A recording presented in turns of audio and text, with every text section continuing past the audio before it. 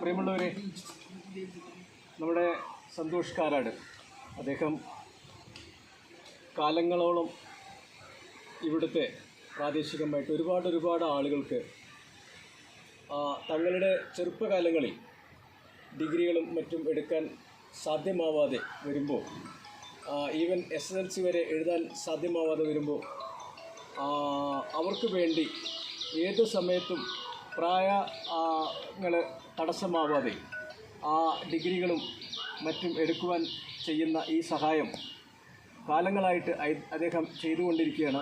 അപ്പം അതുകൊണ്ട് തന്നെ അദ്ദേഹത്തിൻ്റെ ഈ മഹത്തായ സേവനം ത്തിനു വേണ്ടി അദ്ദേഹത്തെ ഞാൻ ബഹുമാനിക്കുകയാണ്, ആദരിക്കുകയാണ്.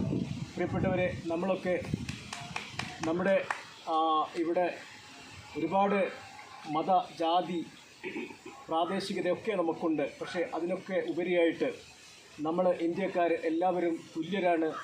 നമ്മളൊക്കെ സഹോദരങ്ങളാണ്, സഹോദരിമാരാണ്.